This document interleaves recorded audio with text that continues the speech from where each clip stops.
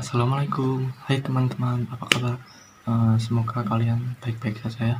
Oke, perkenalkan nama saya Ahmad Singgih Prayogo dari Prodi Pendidikan Guru Sekolah Dasar Universitas Muhammadiyah Magelang. Saya di kelas 2C NPM 1903050101. Oke, di video kali ini kita akan belajar tentang mitigasi sampah plastik. Nah, video ini bertujuan untuk menyelesaikan tugas dari mata kuliah pengelolaan UKS saya di semester 2 dan tentunya agar kita paham mengenai bahaya sampah plastik. Seperti yang kita tahu, plastik atau bahan yang berbahan plastik sudah menjadi bagian dalam hidup kita, mulai dari alat makan dan minum, lalu yang sering kita pakai seperti alat tulis dan juga smartphone. Seiring berkembangnya teknologi dan jumlah penduduk, penggunaan bahan berbahan plastik semakin meningkat di berbagai bidang karena bahannya yang murah dan mudah diproduksi, namun cukup kuat dan mudah dibentuk. Selain banyaknya manfaat plastik tadi, bahan berbahan plastik juga menyimpan dampak negatif bagi tubuh dan juga lingkungan sekitar kita.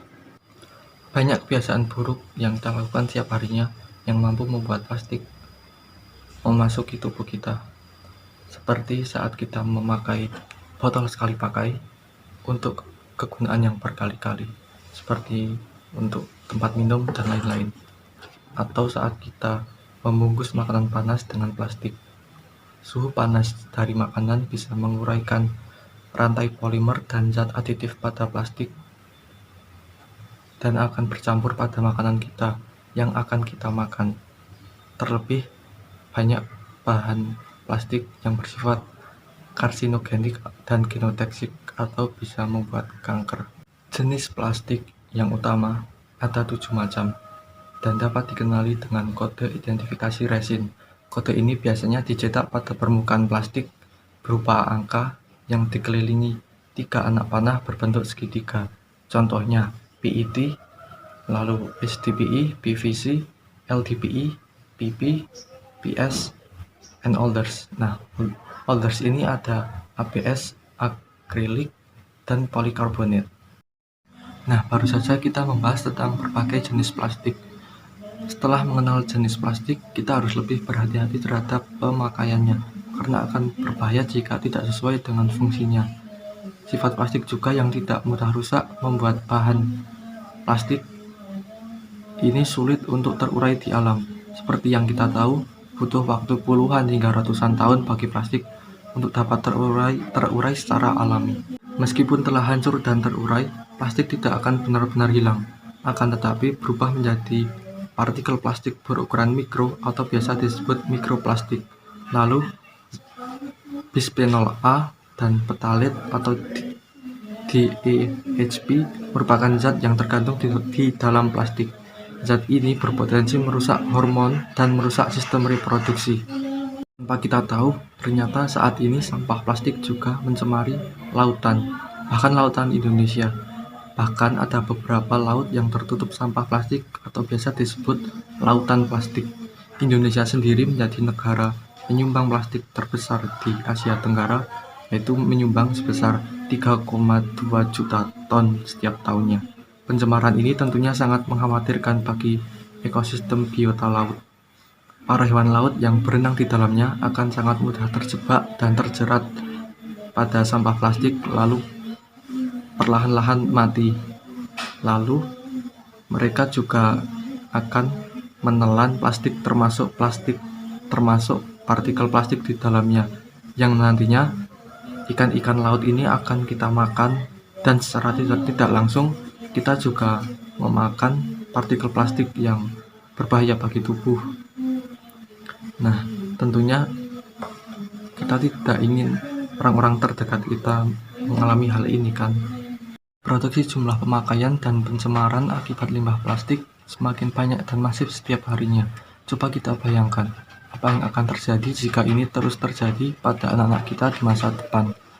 Mungkin planet bumi semakin tidak layak untuk dihuni manusia, bahkan untuk hewan.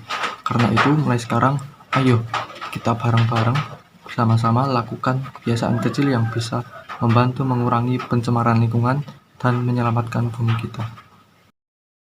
Kita bisa sedikit mengurangi penggunaan dan pencemaran plastik, salah satunya dengan menerapkan prinsip yang cukup mudah dan murah, yaitu penerapan sistem 3R dalam kehidupan sehari-hari. Cara termudahnya adalah mengurangi produk plastik sekali pakai seperti mengganti kantong plastik dengan kantong yang berbahan kain. 3R sendiri adalah reduce, reuse, dan recycle. Reduce sendiri berarti mengurangi segala sesuatu yang mengakibatkan sampah. Lalu berikutnya ada reuse. Reuse artinya menggunakan kembali. Dan yang berikutnya adalah recycle, yang artinya recycle mengolah kembali sampah menjadi produk baru yang bermanfaat, atau mendaur ulang plastik menjadi kerajinan tangan. Bayangkan jika sistem 3R ini diterapkan oleh setiap individu di permukaan bumi. Saya yakin pencemaran plastik ini sedikit demi sedikit akan terselesaikan dan kita bisa menikmati keindahan alam bumi kita yang indah dan sehat. Oke, kita sampai di penghujung video, tapi sebelum itu saya akan menyimpulkan sedikit dari bahasan kita tadi. Seperti yang kita tahu, banyak sekali dampak buruk dari sampah plastik, baik bagi tubuh maupun bagi lingkungan alam. Tentu saja kita tidak ingin hal buruk itu terjadi, kan? Nah, untuk itu, ayo kita bareng-bareng bersama-sama berusaha mengurangi sampah plastik di sekitar kita. Langkah ini bisa kita mulai dengan memilah sampah di rumah kalian, di rumah kita masing-masing. Setelah itu, sampah plastik itu bisa kita olah lagi menjadi kerajinan tangan. Selain itu, mengurangi plastik itu juga lumayan untuk penghasilan. Nah, sekian video kali ini. Terima kasih sudah menonton. Maaf jika ada salah kata. Sampai ketemu lagi. Wassalamualaikum warahmatullahi wabarakatuh.